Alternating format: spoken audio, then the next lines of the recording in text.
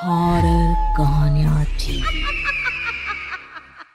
खून की प्यास पार्ट 2।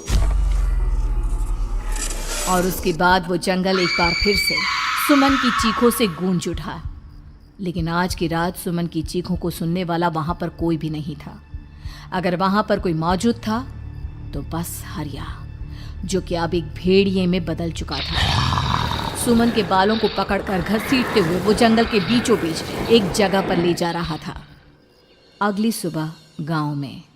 अरे भाई, पता नहीं क्या बात है, अपने गांव का हरिया किसान और उसकी पत्नी सुमन दोनों गायब हैं। दोनों का कोई अता पता नहीं। अरे कैसी बातें कर रहे हो भाई, ये कब हुआ है? अरे पूरे गांव में खबर फैली पड़ी है। कल रात को दोनों खेत की तरफ जा रहे थे, लेकिन लौटकर आए ही नहीं।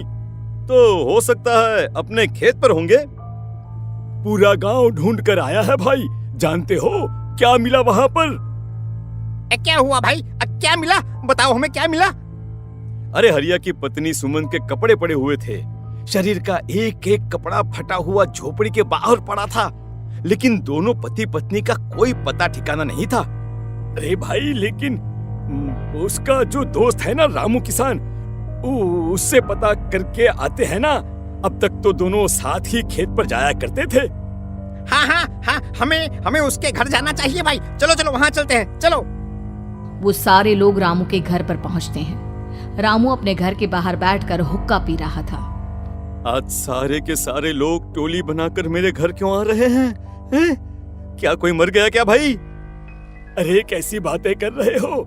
तुम्हारा सबसे अच्छा दोस्त हरिया और उसकी पत्नी गायब है, और तुम यहाँ बैठकर हुक्का पिए जा रहे हो हैं? रामू ने अजीब सी नजरों से उन सब गांव वालों की तरफ देखा, जिसकी वजह से वो लोग एक बार के लिए डर गए। गायब है? अरे गायब नहीं है, मुक्ति मिल गई है। उन दोनों को मुक्ति मिली है। इस दुनिया में आकर हर इंसान पाप करता है, और उसे उसके पापों के लिए मुक्ति मिलना बहुत जरूरी है। अरे ये कैसी बहकी बातें कर रहे हो भाई, हैं? और इसका चेहरा अजीब सा क्यों लग रहा है? लगता है दोस्त के मरने का गम बैठ गया है। पागल हो गया है शायद ये पागल। ये बात सुनते ही रामू चीख कर जोर से चिल्लाते हुए कहता है, पागल मैं नहीं हूँ, पागल तुम सब हो। और ये शैतानी जंगल अब तुम में से किसी को नहीं छोड़ने वाला, सबको खा जाएगा। याद रखना मेरी बात। शैतानी जंगल? कैसा शैतानी जंगल? लगता है रामू पागल हो चुका है। हमें यहाँ से चलना चाहिए भाई। चलो। तभी रामू की पत्नी बाहर आती है। नहीं, आप लोग इनकी बात का बुरा मत मानिए। 2 दिन पहले हरिया के साथ खेत पर गए थे। जब से वहाँ से आए हैं तब से ऐसी ही बातें कर रहे हैं। भगवान जाने ऐसा क्या देख लिया उन्होंने, खेत में कुछ भी बड़बड़ाते रहते हैं। लेकिन गांव के लोगों ने कमला की कोई बात नहीं सुनी, और वो सब वहां से चले गए। रात अब धीरे धीरे ढलने लगी थी। तभी अचानक किसी ने धीमी सी आवाज में रामू को पुकारा। रामू, आ जाओ, मैं तुम्हारा इंतजार कर रहा हूँ। और सुनो, अपनी पत्नी को साथ लेकर आना, नहीं तो काम अधूरा रह जाएगा। ये आवाज सुनते ही रामू के चेहरे पर शैतानी मुस्कुराहट आ जाती है। वो धीमे कदमों से अपने घर के अंदर आता है। क्या हुआ? तबीयत ठीक है ना अब आपकी? मैं तुझे अपने साथ खेत पर ले जाने आया हूँ, चल। मैं तुम्हारे साथ कहीं नहीं जाने वाली। मुन्ना गहरी नींद में सो रहा है, और उसे अकेला छोड़कर मैं तुम्हारे साथ खेत पर नहीं आ सकती। वैसे भी तुम्हारे उन खेतों में भगवान जाने कौन सा राक्षस घूम रहा है, मुझे तो डर लगता है। रामू गुस्से में दांत पीसता अपनी झोपड़ी से बाहर आ जाता है, और कमला गहरी नींद में अपने बच्चे के साथ सो जाती है। तभी अचानक रात को रामू की झोपड़ी के ऊपर एक साया वही गाना गुनगुनाते हुए घूमने लगता है, जो हरिया के मोबाइल में बजा करता था। मैं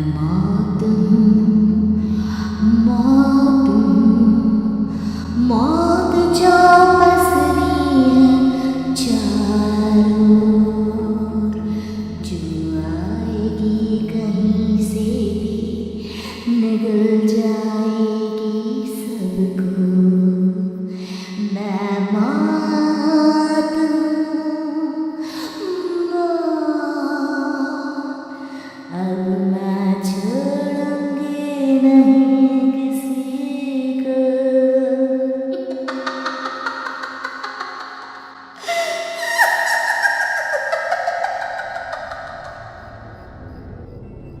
ये आवाज सुनकर रामू की पत्नी कमला की आंख खुलती है और वो देखती है कि उसका मुन्ना अपनी जगह से गायब था।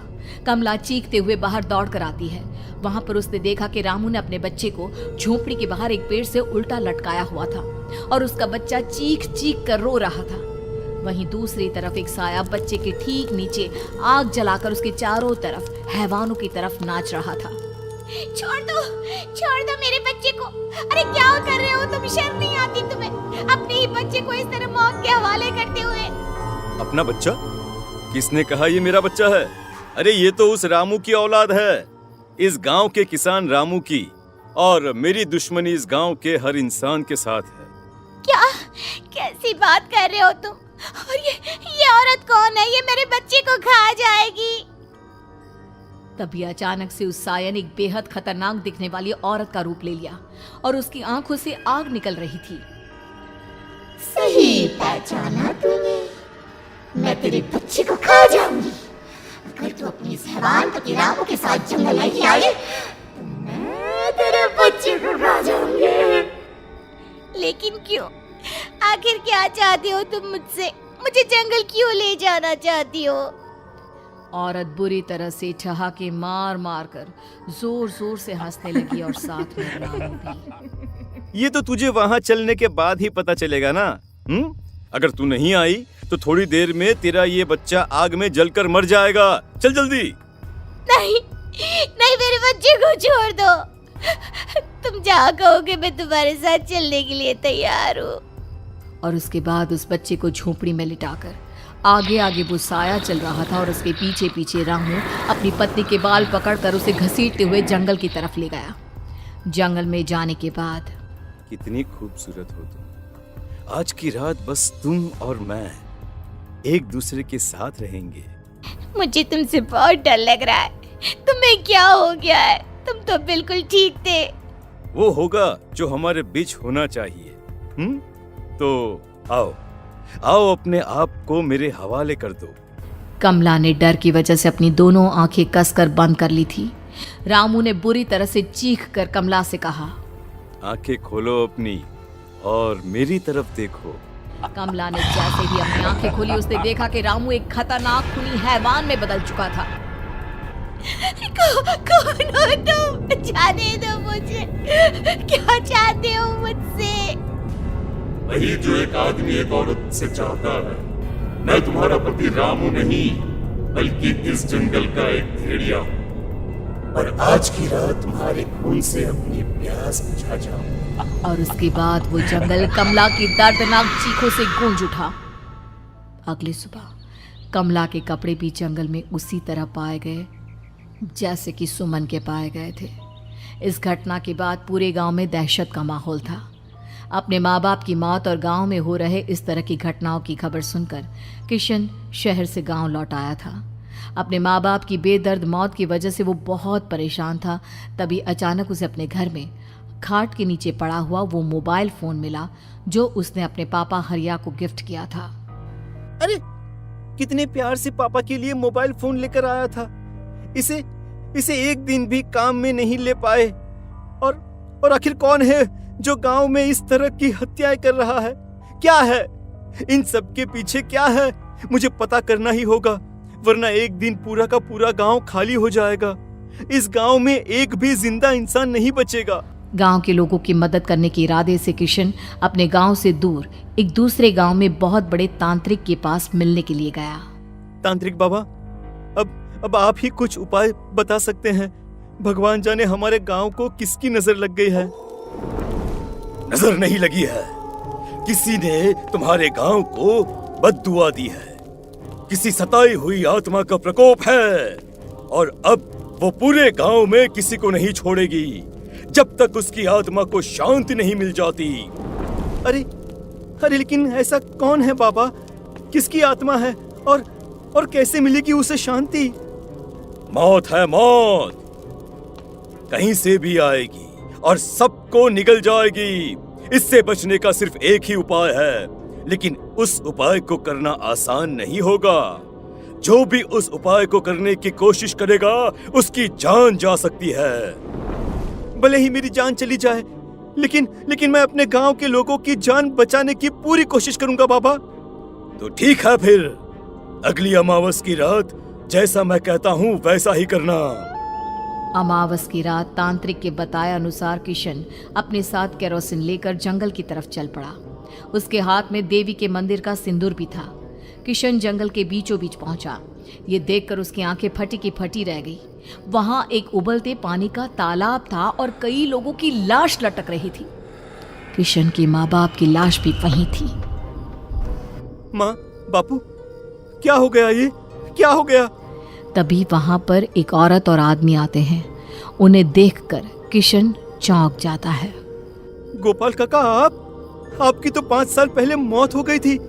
और निर्मला काकी, आप? मौत तो हो गई थी, लेकिन तुम ये नहीं जानते कि हमारी मौत कैसे हुई थी। क्या कहना चाहते हैं आप? कुछ नहीं, बस ये जान लो कि अब इस गांव में कोई जिंदा नहीं बचेगा। लेकिन क्यों काकी? क्योंकि 5 साल पहले इन गांव वालों ने मुझे डायन बताकर पत्थर मार मार के मार डाला। मेरी कोई गलती नहीं थी।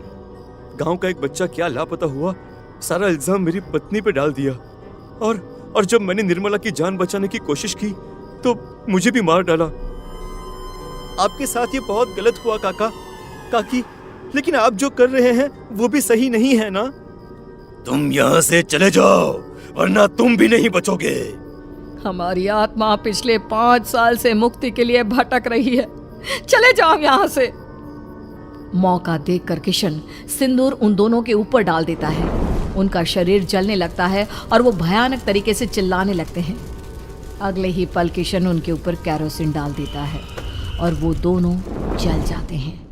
किशन अपने माँ बाप और दूसरी लाशों का अंतिम संस्कार करवाता है और अपने घर लौट आता है। लेकिन वो अभी भी इस बात से अनजान है कि मोबाइल अभी भी बज रहा था। मैं मौत हूँ।